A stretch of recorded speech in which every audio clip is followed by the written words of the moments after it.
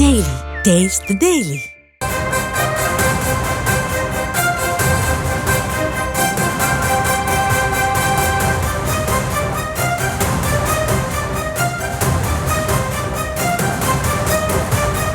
திமுக எம்பிக்கள் கூட்டத்தில் தொகுதி மறுசீரமைப்பு குறித்து விவாதிக்க வாய்ப்பிருப்பதாக தகவல் வெளியாகி இருக்கிறது. தென்னிந்திய மாநில கட்சித் தலைவர்களை அழைக்க கூட்டுக்குழு அமைக்க வாய்ப்பிருப்பதாகவும் தகவல் வெளியாகி இருக்கிறது. கூடுதல் விவரங்களை செய்தியாளர் பாரிகார்த்திக் வழங்க கேட்கலாம். பாரிகார்த்திக், வணக்கம். இது குறித்த முழு விவரங்கள். வணக்கம். திமுகவினுடைய எம்பிக்கள் குழு கூட்டம் தற்போது அறிவாலயத்தில் நடைபெற இருக்கிறது.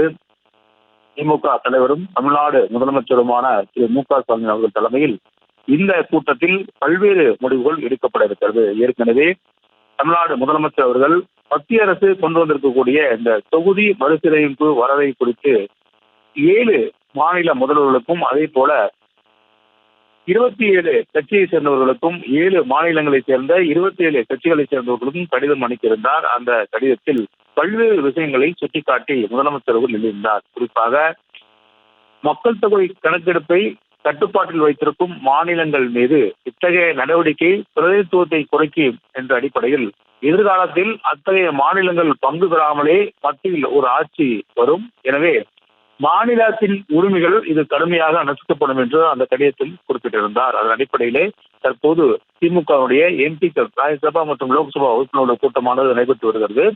இந்த கூட்டத்தில் பல்வேறு விஷயங்கள் கொடுத்து முடிவெடுக்க இருக்கிறது. அதன் அடிப்படையில் அனைத்து கட்சி கூட்டத்தில் முடிவெடுக்கப்பட்டபடி அமைக்கப்பட உள்ள கூட்டு நடவடிக்கை குழுவிற்கு பிற மாநில கட்சிகளை நேரில் சென்று அழைக்க அமைச்சர் எம்பிக்கள் கொண்ட குழு அமைக்கப்பட இருக்கிறது. அதே போல தொகுதி மறுசீரமைப்பு குறித்து மத்திய அரசினுடைய நிலையை நாடாளுமன்றத்தில் தெளிவுபடுத்த அதே போல அறிவுறுத்தவும் பல்வேறு ஆலோசனை மேற்கொள்ளப்படுகிறது.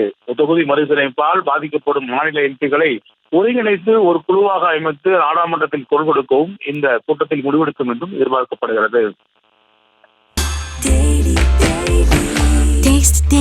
Taste the Daily.